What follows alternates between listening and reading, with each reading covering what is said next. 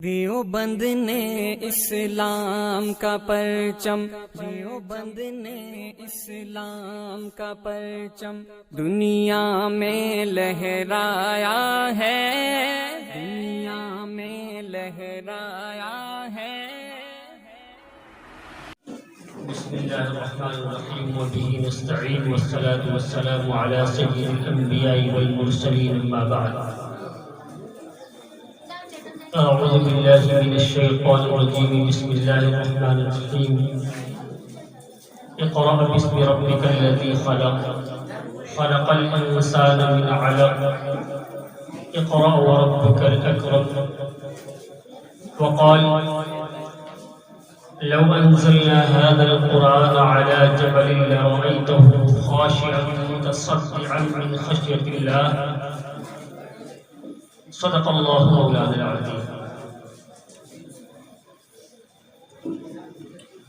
وقال النبي صلى الله عليه وسلم خيركم، وفي رواية أخرى أفضلكم من تعلم القرآن وعلمه، او کما قال علیہ الصلوۃ والسلام۔ معزز سامعین، محترم بزرگوں اور دوستوں اور عزیز طلباء، یہ مدرسہ جامعہ دارالعلوم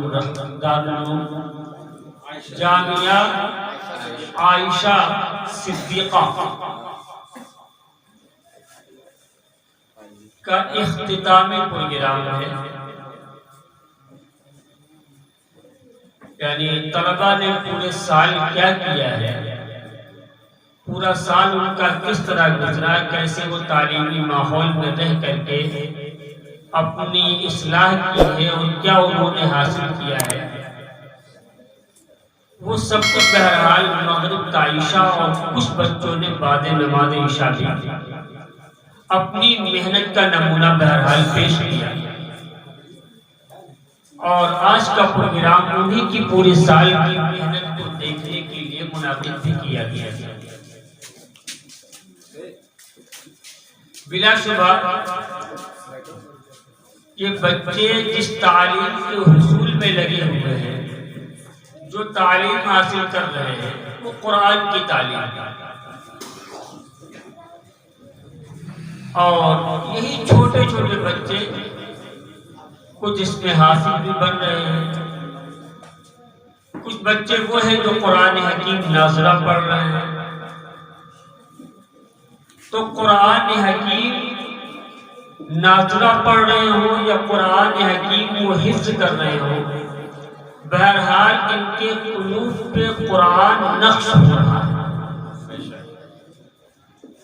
اور یہ قرآن اللہ کا وہ کلام ہے کہ جس کو ایک اس مدرسے کا یا کسی دوسرے مدرسے کا علم حاصل کرنے والا بچہ جس قرآن کا تحمل بآسانی کر رہا ہے، یہی قرآن حکیم اللہ فرما رہے ہیں اگر ہم پہاڑوں پہ نازل کرتے تو وہ ریزہ ریزہ ہو جائے۔ یہی وہ قرآن ہے جس کے تحمل سے آسمانوں نے انکار کیا، یہی وہ قرآن ہے زمینوں نے معذرت کر دی کہ اس کا تحمل اور اس کو برداشت ہم نہیں کر سکتے، لیکن ایک 8 سال کا، ایک 7 سال کا، ایک 10 سال کا بچہ اسے اپنے سینے میں نقش کر لیا۔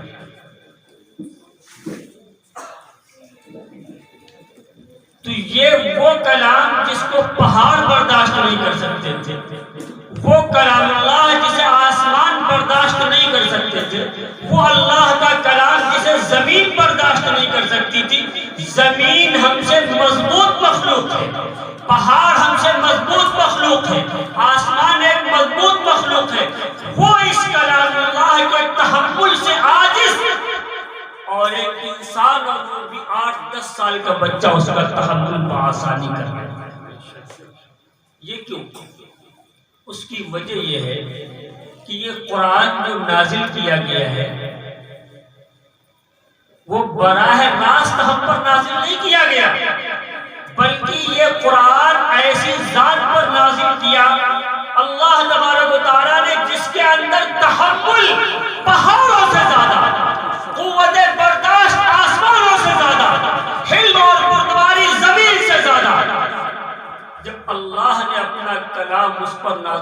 فرمایا اس نے برداشت کیا۔ وہ کون ہے؟ جناب محمد رسول اللہ صلی اللہ علیہ وسلم۔ آپ کی قوت تحمل کے آگے پہاڑ بھی شرمندہ پڑ جائے، قوت برداشت ایسی کہ آسمان اور زمین بھی ترس جائے۔ ایسی ذات پر جب قرآن نازل ہوتا ہے، بعض روایات سے معلوم ہوتا ہے کہ جب آپ سواری پر سوار ہوتے اور قرآن کے نزول کا سلسلہ شروع ہو جاتا تو سواری برداشت نہیں کر پاتی اور دبنے لگتی۔ آپ اگر بسا اوقات کسی صحابی کے گھٹنے جانوں کے اوپر آپ آرام کر رہے سمجھتے ہوئے نزول قرآن کا سلسلہ شروع ہوا، ایک صحابی فرماتے ہیں کہ میرے جانوں کے اوپر نبی کا سر تھا، مجھے محسوس ہوا کہ میرا گھٹنا اور میری ران پھٹ جائے گا۔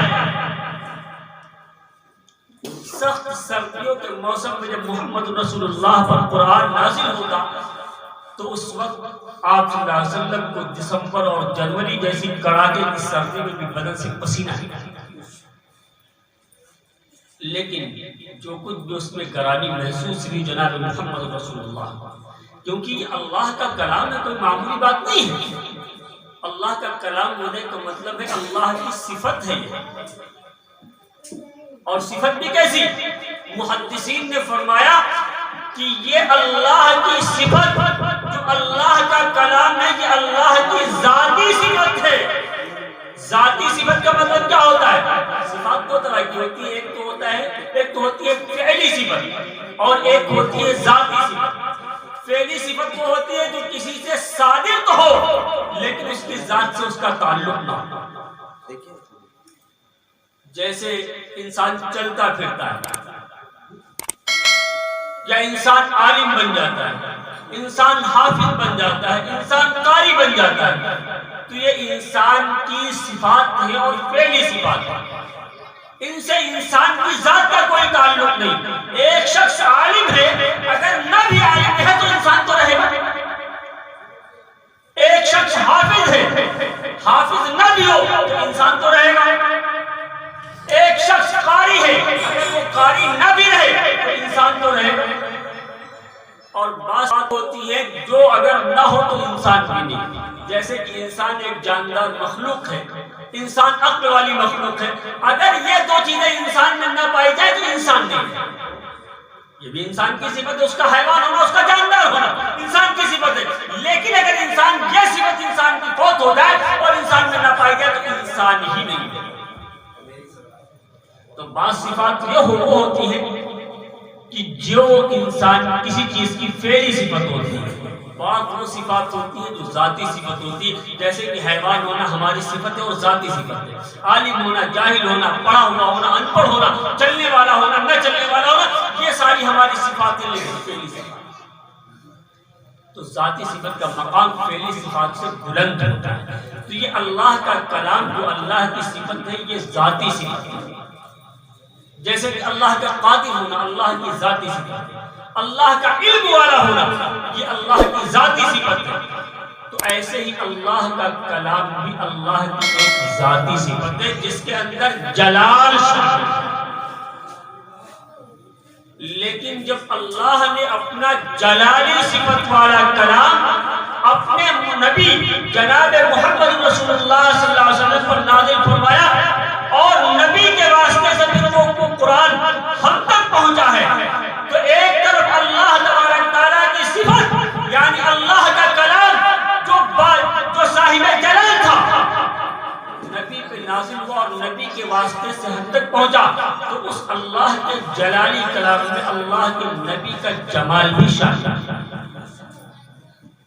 اور اگر نبی کا یہ جمال شامل نہ ہوتا اور نبی درمیان میں واسطہ نہ ہوتے تو ہم نے شاید کوئی طاقت نہ رکھتا اللہ کے کلام کی تحت۔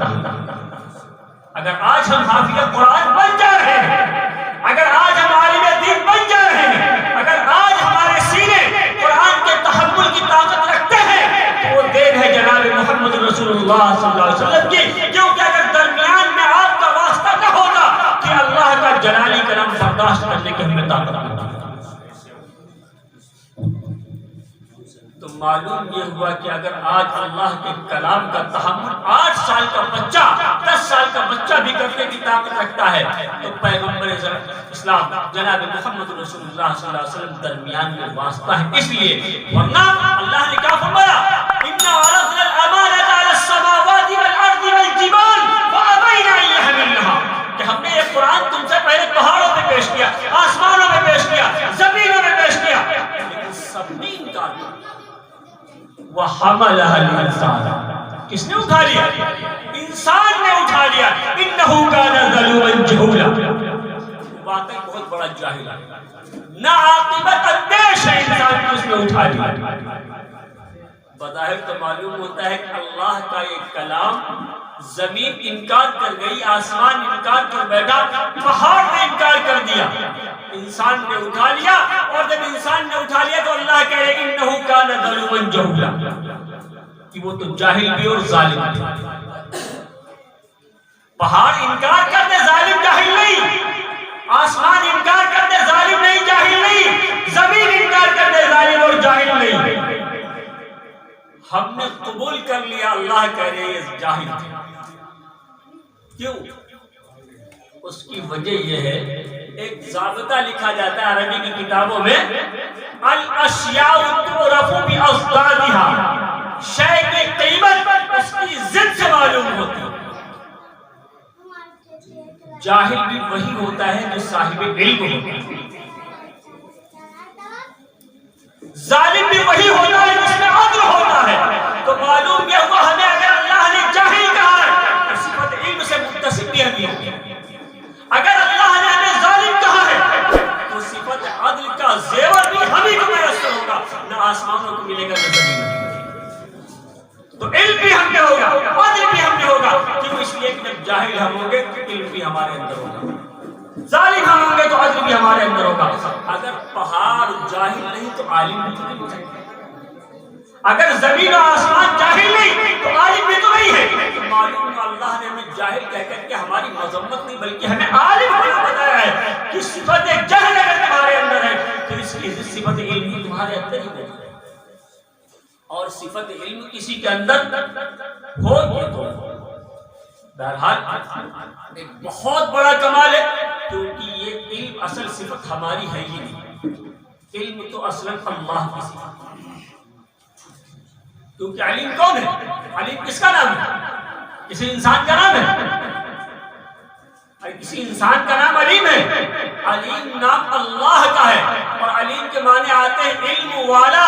تو معلوم ہوا علیم ہونا, علم والا ہونا یہ ہماری نہیں بلکہ اللہ کی صفت ہے, ہماری صفت علم نہیں. ورنہ اگر ہماری صفت علم ہوتی, جیسے کہ ہماری صفت ہے حیوان ہوتی, تو جب ہم پیدا ہوتے تو صاحب علم پیدا ہوتے.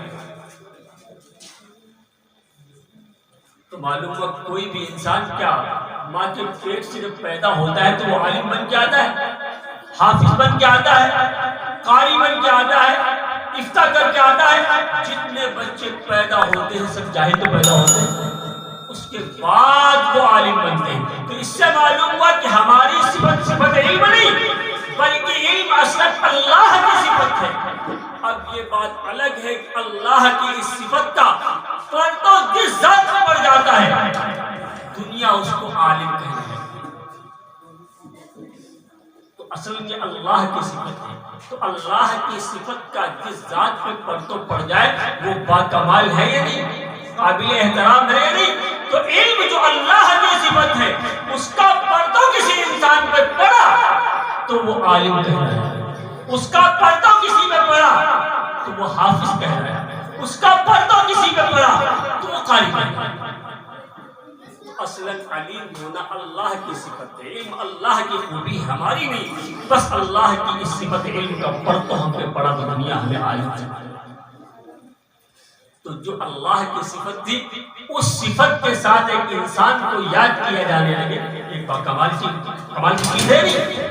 تو یہ کمال بھی اگر ہمیں ملا ہے تو کیوں ملا ہے؟ جناب محمد رسول اللہ صلی اللہ علیہ وسلم. اچھا کلام کہتے کسے, میں بار بار کہہ رہا ہوں کہ اللہ کا کلام ہے. کلام کہا کسے جاتا ہے؟ کلام کے معنی آتے ہیں بات چیت کرنے کے اور گفتگو کرنے کے۔ تو کلام اللہ یعنی اللہ کی گفتگو اور اللہ کی بات چیت۔ تو کیا اللہ تبارک تعالیٰ نے گفتگو فرمائی؟ اصل بات جو چیز زبان سے نکلتی ہے وہ کلام ہوتی ہے۔ جیسے ہم بول لیں یہ ہماری باتیں ہمارا کلام ہے، آپ بولتے ہیں وہ آپ کی باتیں ہوتی ہیں اور وہ آپ کا کلام ہوتا ہے۔ اللہ بولے اللہ کی بات اور اللہ کا کلام ہے۔ تو گویا کہ قرآن اللہ کا کلام ہے، تو گویا کہ اللہ نے اسے ادا کیا ہے، اللہ نے جو بولا وہ اللہ کا کلام ہے۔ اللہ نے بولا کیا؟ قرآن نے خود بیان فرمایا فَإِذَا قَرَأْنَاهُ فَاتَّبِعْ قُرْآنَهُ کہ اے نبی جب ہم پڑھیں تو آپ ہماری اتباع میں پڑھو۔ معلوم ہے قرآن اللہ نے بھی پڑھا ہے۔ فَإِذَا قَرَأْنَاهُ فَاتَّبِعْ قُرْآنَهُ جب ہم پڑھیں تو آپ بھی ہماری پیروی کیجیے، آپ بھی ہماری اتباع میں پڑھیں۔ تو قرآن پڑھنے کی نسبت اللہ کس کی طرف کرا؟ اپنی طرف کرا۔ یا دوسری کے ساتھ پڑھنا نَتْلُو عَلَيْكَ مِن نَبَإِ مُوسَىٰ وَفِرْعَوْنَ کہ تم پر موسیٰ اور فرعون کے واقعات کی تلاوت ہم کرتے ہیں۔ تو قرآن کی تلاوت کی نسبت اللہ اپنی طرف کر رہے ہیں۔ تو معلوم ہے قرآن حکیم وہ اللہ کی صفت ہے، وہ اللہ کا کلام ہے جسے اللہ تبارک و تعالیٰ نے خود پڑھا ہے، ادا کیا ہے۔ ایک حدیث میں آتا ہے اللہ کے رسول صلی اللہ علیہ وسلم نے ارشاد فرمایا تبرک بالقرآن فإنه کلام اللہ وخرج منہ۔ قرآن سے برکت حاصل کرو اس لیے کہ اللہ کا کلام ہے اور اللہ کی ذات نے اسے ادا کیا۔ تو قرآن اللہ کا کلام، اللہ نے اسے ادا فرمایا ہے۔ یہ صرف قرآن حکیم کو اعزاز حاصل ہے۔ اس کے علاوہ اللہ کی اور آسمانی کتابیں ہیں۔ قرآن کے علاوہ حضرت داؤد علیہ السلام پر نازل ہونے والی زبور بھی اللہ کی کتاب ہے، عیسیٰ علیہ السلام پر نازل ہونے والی انجیل بھی اللہ کی کتاب ہے، توریت بھی اللہ کی کتاب ہے، اور مختلف انبیاء کو اللہ نے چھوٹے چھوٹے صحائف دے کر کے بھی اللہ نے مبعوث فرمایا، وہ سب اللہ کی کتاب ہے اور اللہ کا کلام ہے۔ لیکن قرآن کو جو اللہ کا کلام کہا جاتا ہے وہ حقیقتاً کہا جاتا ہے۔ توریت، انجیل یا زبور کو جو اللہ کا کلام کہا جاتا ہے وہ مجازن کہا جاتا ہے۔ اللہ تبارک و تعالیٰ نے اسے پڑھا۔ قرآن کو اللہ نے پڑھا، حقیقتاً یہ اللہ کا کلام ہے۔ توریت اللہ نے پڑھی نہیں، انجیل اللہ نے پڑھی نہیں، زبور اللہ نے پڑھی نہیں۔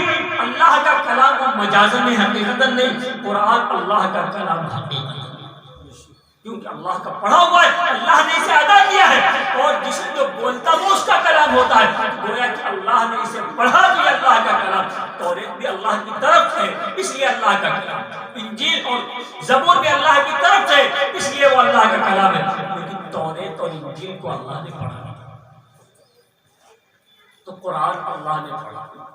اور ایک بات ساتھ ساتھ کسی پڑھائی نہیں، بلکہ اللہ نے توریت اور انجیل اور زبور تو نہیں لکھی، لیکن قرآن حکیم کو اللہ نے اپنے ہاتھوں لکھا۔ قرآن کو اللہ نے اپنے ہاتھوں لکھا بھی ہے، اور اسی لیے اللہ کے کلام کو یعنی قرآن حکیم کو جس طریقے سے کلام اللہ یا آپ حضرات کلام شریف بھی کہتے ہیں، کلام پاک بھی کہتے ہیں، ایسے اس کو کتاب اللہ بھی تو کہا جاتا ہے۔ کتاب کے معنی آتے ہیں لکھی ہوئی چیز، یہ مکتوب کے معنی میں، تو کتاب اللہ اللہ کی لکھی ہوئی۔ تو قرآن جس طریقے سے اللہ کی پڑھی ہوئی ہے ایک کتاب، ایسے ہی قرآن اللہ کی لکھی ہوئی بھی ہے۔ اللہ نے لکھا کہاں سے؟ اللہ نے قرآن حکیم 2 جگہوں پر لکھا ہے۔ کتنی جگہوں پہ لکھا اللہ نے؟ 2 جگہوں پر لکھا۔ ایک جگہ لکھا اللہ نے لوح محفوظ پر، اور ایک جگہ اللہ تبارک و تعالیٰ نے قرآن حکیم کو لکھا حضرت اسرافیل علیہ السلام کی پیشن۔ اللہ نے لوح محفوظ پہ لکھا، لوح محفوظ پہ لکھا ہے جلی اور موٹے حرفوں۔ اسرافیل کی پیشانی پر جو قرآن لکھا ہے اللہ نے باریک حرفوں۔ جلی حرفوں میں اللہ نے لکھا، کتنے بڑے بڑے حرف ہیں؟ ایک روایت سے معلوم ہوتا ہے کہ جو لوح محفوظ پر اللہ نے اپنا کلام لکھا ہے اس کا ایک ایک حرف کوہ قفا نامی پہاڑی کے برابر ہے. یعنی ایک پہاڑ قفا نامی ہے، جتنا بڑا وہ پہاڑ ہے اس اللہ کی تحریر کا ایک حرف. اور یہ نہیں کہ اللہ نے کبھی لکھا تھا ختم ہو گیا، لوح محفوظ میں آج بھی قرآن موجود ہے. جناب محمد رسول اللہ صلی اللہ علیہ وسلم کا زمانہ تھا، قرآن کے نزول کا دور تھا کہ ایک مرتبہ حضرت عمر رضی اللہ تعالیٰ عنہ کسی قبیلے کی طرف سے گزر رہے تھے.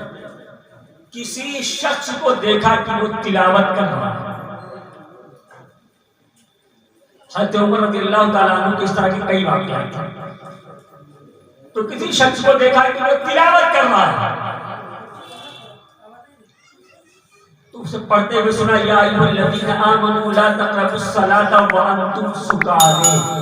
حالانکہ ہمارے یہاں جو پڑھا جاتا ہے تو ہمارے پاس قرآن کا نسخہ ہے وانتم سکارے نہیں، وانتم سکارا پڑھا جاتا ہے. لیکن حضرت عمر نے پڑھتے ہوئے سنا وانتم سکارے.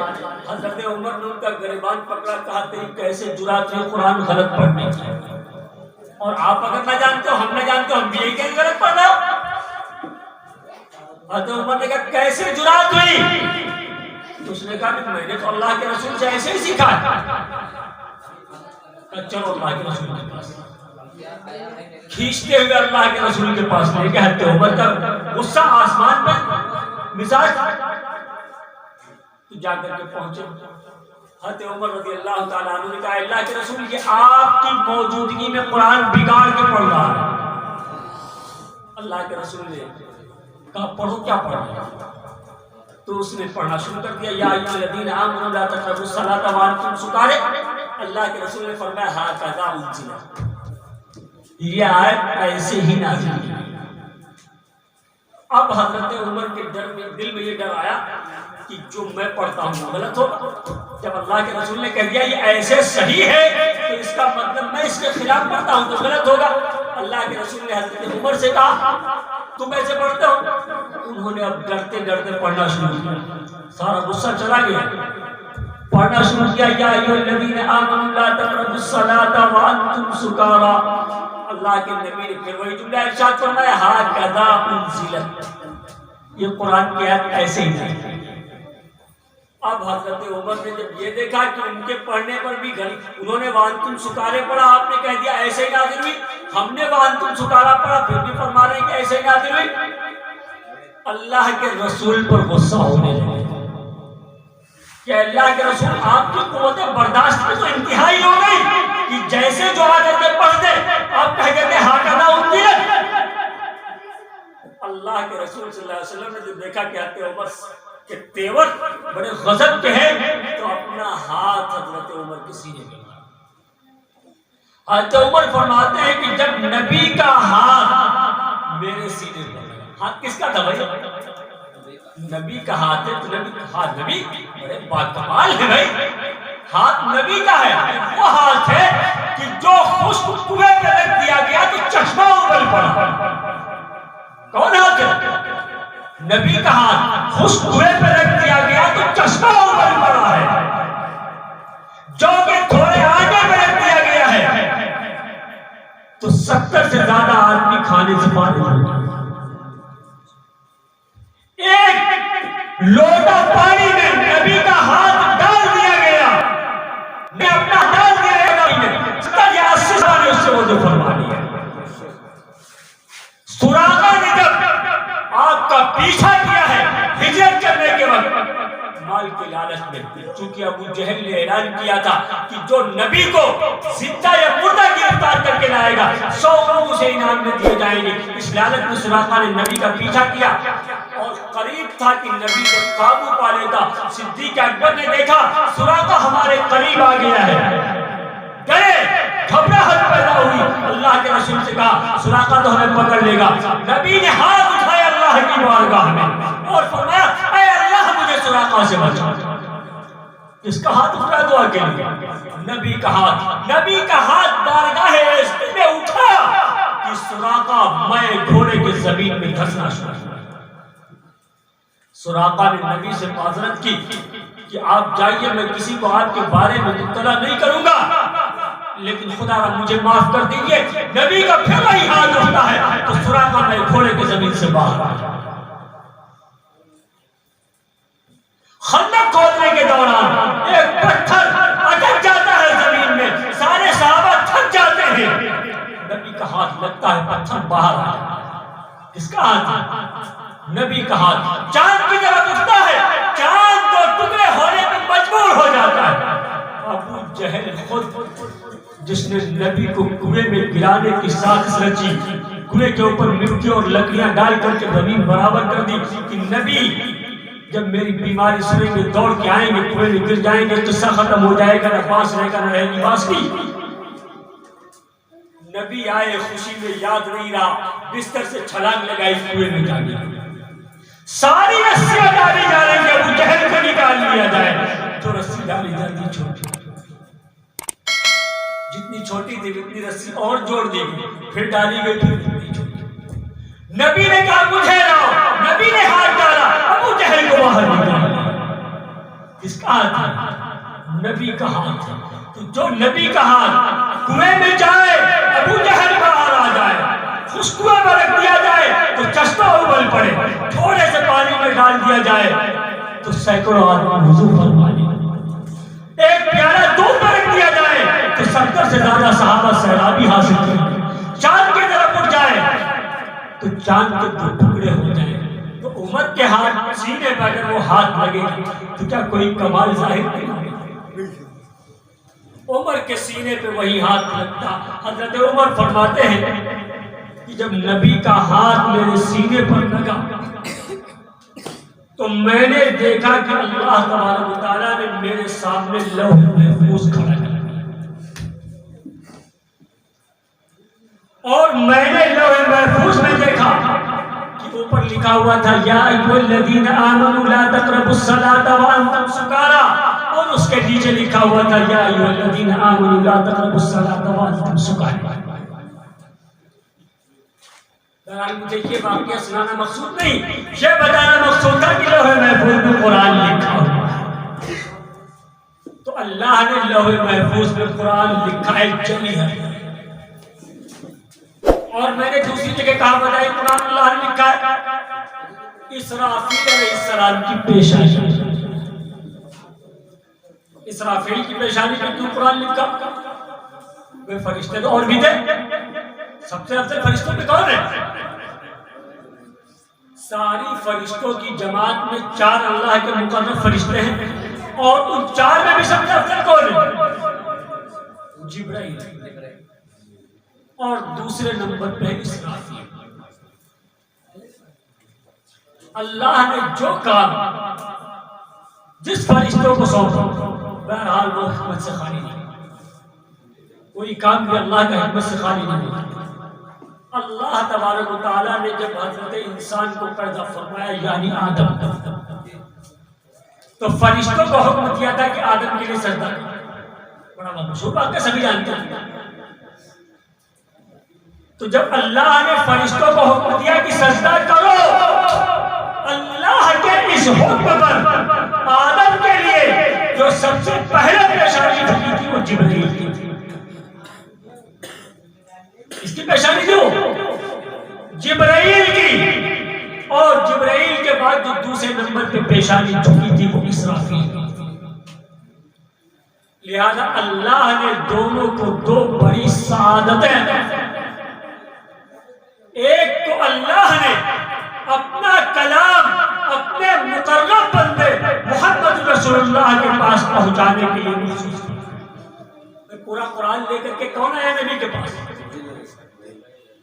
تو یہ سعادت جبرائیل کو اللہ نے عطا فرمائی، اور دوسرے نمبر پہ پیشانی جھکی تھی اسرافیل کی، اس لیے اللہ نے اسرافیل کو یہ اعزاز بخشا کہ اللہ نے ان کی پیشانی پر باریک حرفوں میں قرآن لکھا۔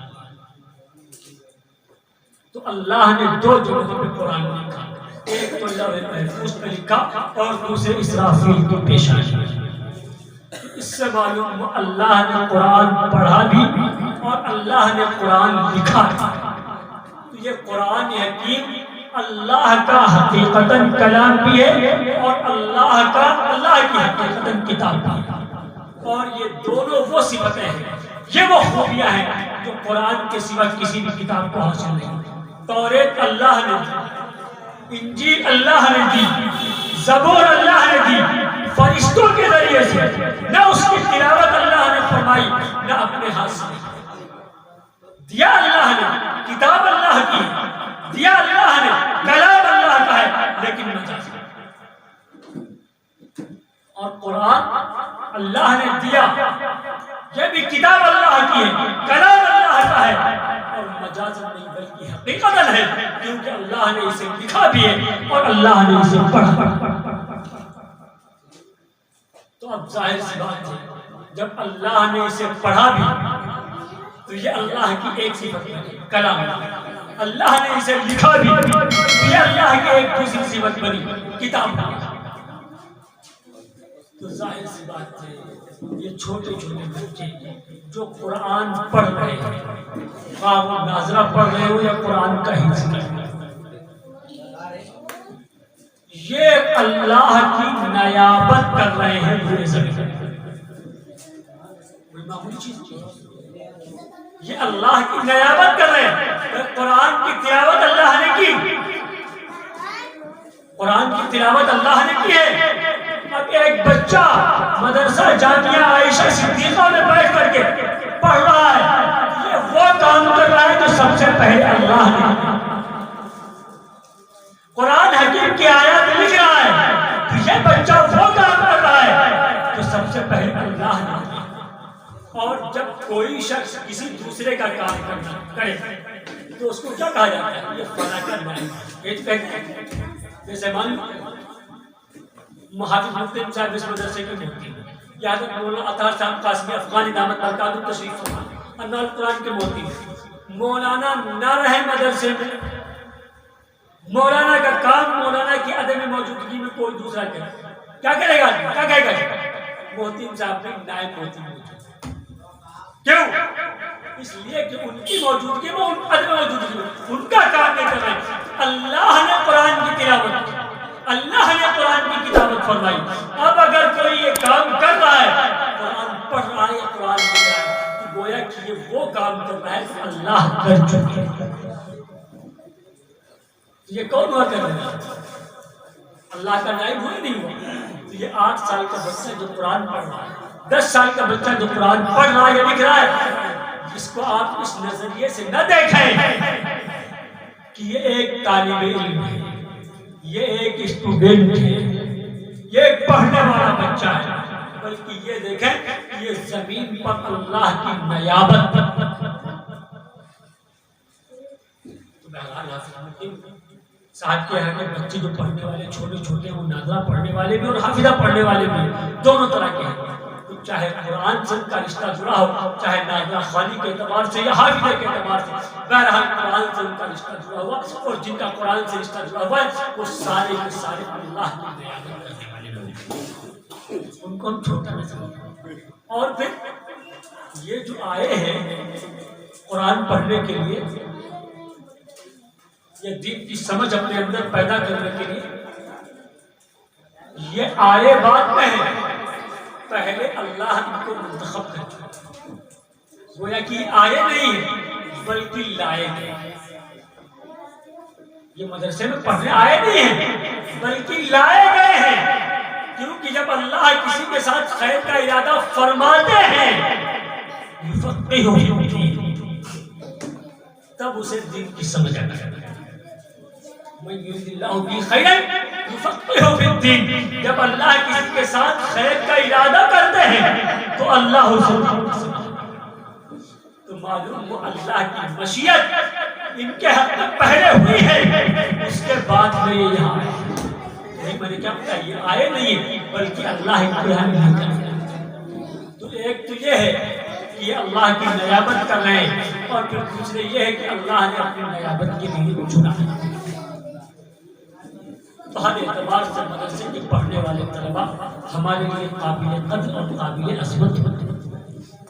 بظاہر لگتا ہے کہ یہ ایک بچہ ہے جو ایک بوریا نشین ایک بوریے پہ بیٹھ کے پارے عام پڑھ رہا ہے، جس طرح قرآن پڑھ رہا ہے، قرآن قاعدہ پڑھ رہا ہے، یا ایک حافظ قرآن جو ایک بوریے پہ بیٹھ کر کے چھوٹے چھوٹے بچوں کو پڑھا رہا ہے، کوئی معمولی کام نہیں ہے۔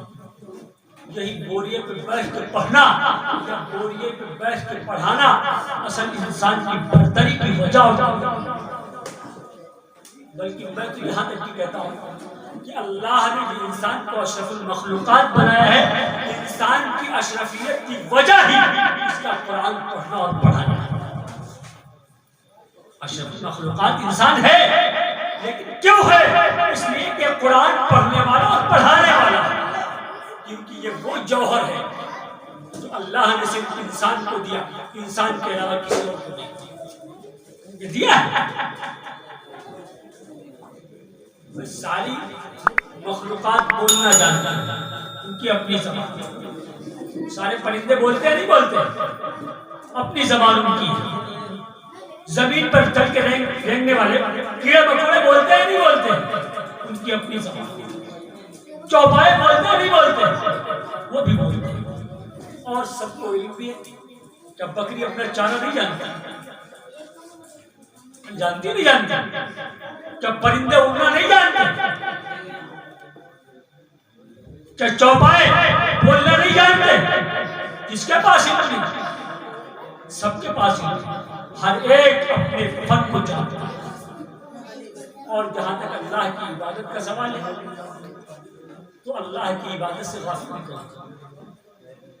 انسان اگر کہ غافل ہو، انسان کے علاوہ ساری چیزیں اللہ خود فرما رہا ہے، تسبیحات میں لگے گا۔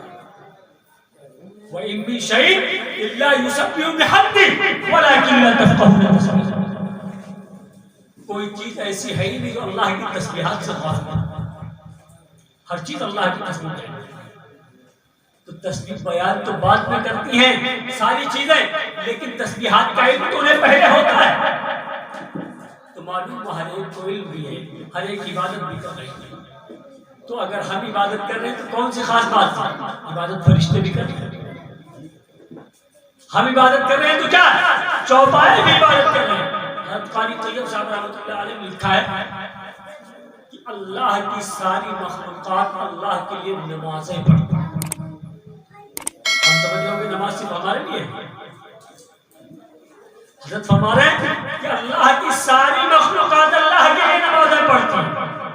ہاں، نماز کا طریقہ مختلف، یعنی ہماری نماز کا طریقہ الگ ہے اور دوسری مخلوقات کا طریقہ الگ ہے۔ اور ظاہر سی بات، جو جس کے لیے طریقہ ہے اسی طریقے پہ عمل کرنے میں تو ثواب ہے۔ وہ فرماتے ہیں کہ جیسے کہ پہاڑوں کی نماز، تو ان کی نماز میں قعود ہے، اس کے علاوہ قیام میں رکوع نہیں، سجدہ، تو ان کی نماز میں صرف بیٹھے رہنا ہی ان کی نماز ہے۔ درختوں کی نمازوں میں قیام ہے، قعود، رکوع اور سجدہ ہے۔ چوپاؤں کی نماز میں رکوع ہے، قیام، سجدہ اور قعود ہے۔ زمین پر چلنے والے کیڑے مکوڑوں میں ان کی نماز میں اللہ نے سجود رکھا، قیام، قعود اور رکوع نہیں۔ تو نماز کا طریقہ الگ ہے۔ یہ بات الگ ہے، ہماری نماز میں چاروں چیزیں ہیں، لیکن ان کی نماز کا طریقہ الگ ہے۔ لیکن نماز حضرت فرما رہے ہیں کہ ہر مخلوق پڑھتا ہے۔ تو جب ہر مخلوق نماز پڑھتی ہے تو اسے اپنی نماز پتہ بھی تو ہوگی، تو معلوم ہر ایک کو علم ہے۔ تو ہمیں علم ہے تو کون سا کرتا ہے؟ لیکن پرندے اڑنا جانتے ہیں، اڑنے کا علم انہیں ہے، لیکن اگر کسی انسان کو وہ اڑنا سکھانا چاہیں، سکھا دیں، یہ سکھا سکتے ہیں؟ ایک پرندہ گھونسلہ بنانا جانتا ہے، لیکن اگر گھونسلہ بنانا کسی کو سکھانا چاہے تو سکھا سکتا ہے؟ جبرائیل پورا قرآن لے کر کے آئے، کیا کوئی مولوی یہ بتا سکتا ہے کہ جبرائیل کا ایک شاگرد بھی ہو جسے جبرائیل نے قرآن پڑھایا؟ ہے کوئی شاگرد؟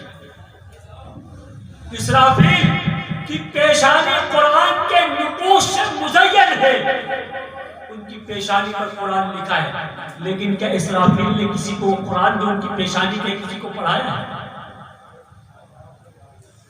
ہے؟ کوئی اسرافیل کا شاگرد مل سکتا ہے؟ اسرافیل کی عمر کتنی؟ ہم سے بڑے تو چھوٹے ہیں، ہم تھے بھی نہیں تب تھے، ہم نہیں رہیں گے تب بھی وہ ہوں گے۔ دنیا نہیں تھی وہ تھے، دنیا نہیں رہی ہوگی اور وہ ہوں گے۔ کتنی لمبی ہوں گے؟ اتنی لمبی عمر میں ایک شاگرد بھی پیدا کر پائے؟ ارے بنا سکے؟ قاری صاحب کی ہمارے عمر بھی کتنی ہوگی؟ ارے کتنی بھی ہو لیکن اسرافیل کے برابر تو نہیں ہوگی۔ 50 سال 55 سال 60 سال جو بھی قاری صاحب کی عمر، جتنے سال کی قاری صاحب کی عمر ہے اس سے 10 گنا قاری صاحب کی ہوں گے۔ تو اسرافیل کی پیشانی پہ قرآن لکھا ہوا ہے، ایک شاگرد نہیں بنا سکتا۔ پورا قرآن لانے والے جبرائیل ایک شاگرد تیار نہیں کر سکتے۔ پرندہ گھونسلہ بنانا جانتا ہے، اڑنا جانتا ہے، لیکن اگر کسی کو اڑنا سکھانا چاہے تو گھونسلہ بنانے کا ہنر کسی کو دینا چاہے تو نہیں دے سکتا۔ اچھا ایک انسان حافظ قرآن بننے کے بعد اگر کسی کو حافظ قرآن بنانا چاہے، بتاؤ بنا سکتا ہے نہیں؟ ارے بنا سکتا ہے نہیں بنا سکتا ہے؟ ایک انسان عالم بننے کے بعد کسی کو عالم بنانا چاہے، بنا سکتا ہے نہیں بنا سکتا ہے؟ تو ہمیں قرآن سیکھنا بھی آتا ہے، قرآن سکھانا بھی آتا ہے۔ یہ وہ جوہر ہے ہماری ذات میں جو اللہ نے کسی کو نہیں۔ علم تو سب کے پاس ہو سکتا ہے، جبرائیل علم سے کورے نہیں ہے، اسرافیل علم سے کورے نہیں ہے، پرندے علم سے کورے نہیں ہے، حتیٰ کہ ارذل المخلوقات جسے ہم سمجھتے ہیں کتا بھی علم سے کورے، علم ہے اس کے پاس۔ لیکن اگر کسی کو کوئی اپنی معلومات اپنے سے دوسرے تک منتقل کرنا چاہے تو اپنی معلومات کسی دوسرے تک منتقل کرنا یہ صرف ہنر انسان میں پایا جاتا ہے، اس کے علاوہ کسی میں۔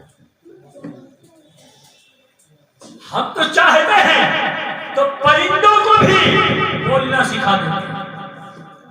ارے سکھاتے ہیں، طوطا ہمارے پاس رہتا ہے، اسے سلام و کلام ہم سکھا دیتے ہیں، لیکن کیا طوطا اگر اپنا کوئی ہنر ہمیں سکھانا چاہے سکھا دے گا؟ تو یہ وہ جوہر ہے جو انسان میں پایا جاتا ہے، انسان کے علاوہ کسی میں نہیں پایا جاتا۔ میں نے کیا کہا؟ یہ وہ چیز ہے جو صرف انسان میں پائی جاتی، دوسروں میں نہیں پائی جاتی۔ معلوم ہے انسان کی اشرفیت اور اس کی برتری کی دلیل کہ وہ پڑھ بھی سکتا ہے، پڑھا بھی سکتا ہے، قرآن سیکھ بھی سکتا ہے، سکھا بھی سکتا ہے۔ اسی کو تو ہمارے آقا نے فرمایا خیرکم من تعلم وعلم، تم میں سب سے بہتر وہ ہے جو قرآن سیکھے اور سکھائے۔ بہتر ہونے کی وجہ میں نے خود بیان کیا، قرآن کا سیکھنا اور سکھانا یہ تمہاری بہتری کی وجہ ہے۔ یعنی اگر تم افضل المخلوقات ہو تو اس لیے کہ تمہیں قرآن سیکھنا بھی آتا ہے، قرآن سکھانا بھی آتا ہے، باقی کسی کو نہیں۔ اور جب ہمارے اندر یہ ہنر ہے تو اللہ نے ہم پر یہ قرآن کا سیکھنا فرض بھی کیا۔ بھئی کوئی کر نہیں سکتا تھا کیونکہ چوپاؤں پر قرآن کا علم حاصل کرنا فرض ہے، نہیں فرض ہے نا، لیکن ہم پر فرض۔ اللہ کے نبی نے کیا فرمایا؟ طلب العلم فریضۃ علی کل مسلم، ہر مسلمان پر خواہ وہ مرد ہو یا عورت ہو علم کا حاصل کرنا فرض ہے۔ کتنا ہے؟ جتنا آپ سمجھ رہے ہیں کہ قرآن پاک ناظرہ پڑھا دو، تھوڑا سا اردو پڑھا دو کافی نہیں۔ علماء فرماتے ہیں کہ جتنے مسائل جو احکامات اللہ کے ہم پر فرض ہے ان کا سیکھنا بھی، جو ہم پر چیزیں واجب ہیں ان کا سیکھنا بھی، جو چیزیں ہم پر سنن اور مستحبات کے درجے کی ہیں ان کا سیکھنا ہمارے لیے۔ اور زندگی میں انسان اپنی دنیاوی زندگی گزارنے کے لیے جو کام کرے گا اس کام کے مسائل کا سیکھنا بھی۔ 40 میں نہیں چل رہی تھی کہ حافظ صاحب کا مدرسہ کرنا، ابھی تک یہ چھوٹے بچوں کے لیے تعلیم کا اس میں نظم تھا. حافظ مقیم صاحب دامت برکاتہ نے ایک کام وہ بھی سوچا ہے جو اب تک شاید محنت میں نہیں ہوا، کہ خالص بچیوں کا ایک ایسا مدرسہ جو نرسری کے نہج میں پڑھ کرے لیکن تربیت بچیوں کی دینی. میرے خیال میں کوئی ایسا مدرسہ نرسریاں ہیں اچھی چل رہی ہیں، نرسری اسکول ہے نہیں کیا بہت ہے، لیکن خالص بچیوں کے لیے ہو اور ساتھ ساتھ نرسری ضمن ہو. بس یہ ہو کہ ایک مسلمان کے گھر پیدا ہونے والی بچی جب ہوش سنبھالے تو مسلمان. بہت بڑی سوچ ہے، معمولی درجے کی سوچ نہیں. ہماری بچے نرسریوں میں جانتی ہیں، لیکن ہمارے مسلمان کے گھر میں پیدا ہونے کے بعد انگلش میڈیم اسکول میں پہنچی، نرسری میں پہنچی، مانٹیسری میں پہنچی، ان کی تربیت جو دینی ہونی چاہیے تھی، جو تعلیم ان کو دینی ملنی چاہیے تھی وہ نہیں مل پائی. نتیجہ کیا نکلا؟ آج ایک نرسری اور مانٹیسری میں ابتدا کرنے والی کل کسی کالج سے گریجویٹ ہو کر کے بچی آتی ہے. سوچ کیا ہوتی ہے کہ مذہب بات کی چیز ہے. یہ کتنے واقعات پیش آئے کہ اسلام چھوڑا مرتد ہو گئی، غیروں سے نکاح کر لی. بلا شبہ جتنے واقعات دکھائے جا رہے اتنے تو نہیں ہیں، لیکن ہیں، اس سے کوئی انکار نہیں کر سکتا. کیوں پیش آئے؟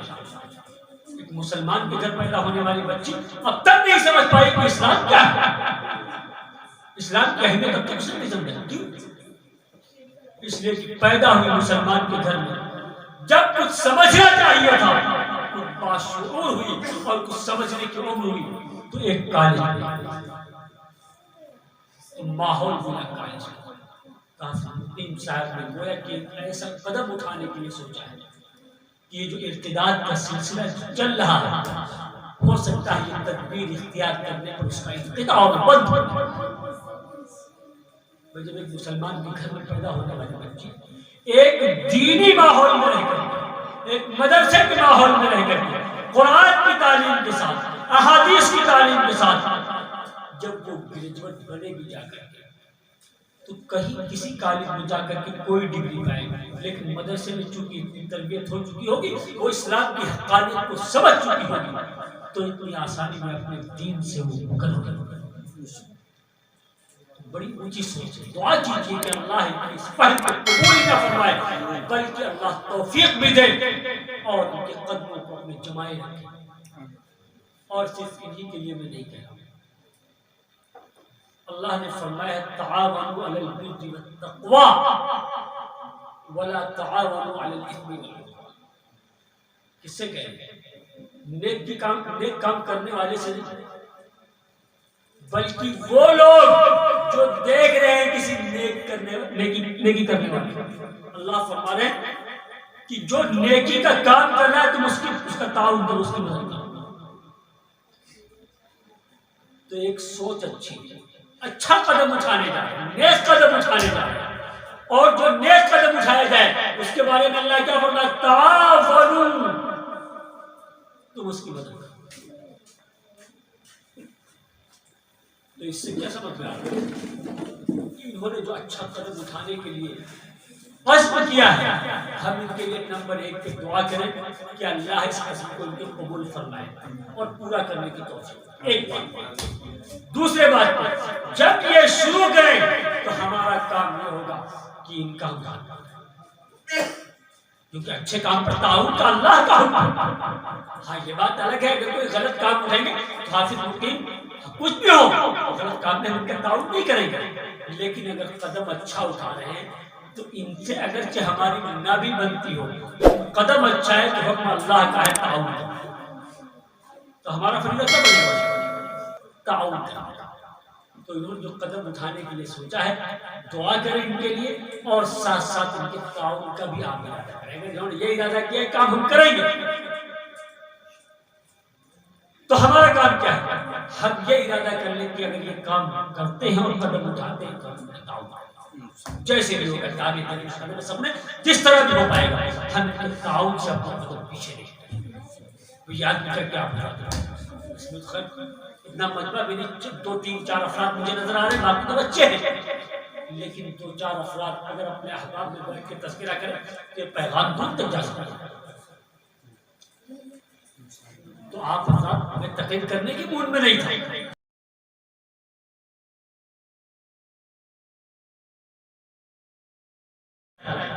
لیکن اس کے باوجود بھی میں تقریر کر گیا ہے. غالباً ہو سکتا ہے حافظ مقیم صاحب کے اخلاص کی برکت ہو، اور کچھ ہمارے جو بڑے موجود ہیں، قاری محمد اکمل صاحب اور مولانا قاسم افغانی دامت برکاتہم، ہو سکتا ہے ان کی توجہات ان کی دعاؤں کا تصور میں کر گیا کہ انا مجمع دیکھ کے میں تقریر کرنے کے بالکل موڈ میں نہیں تھا.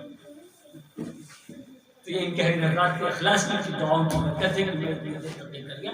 لیکن جو میں نے بات رکھی ہے حافظ مقیم صاحب کے ایک اچھے قدم کے سلسلے میں، آپ اس پہ غور کیجیے، اور غور کرنے کے ساتھ ساتھ تعاون کے لیے سوچیں بھی، اور اس پیغام کو صرف اپنے ذہن میں بٹھا کر نہ رہ جائیں، بلکہ اس پیغام کو دوسروں تک بھی پہنچائیں. دعا ہے کہ اللہ ہم سب کو عمل کی توفیق عطا فرمائے. وآخر دعوانا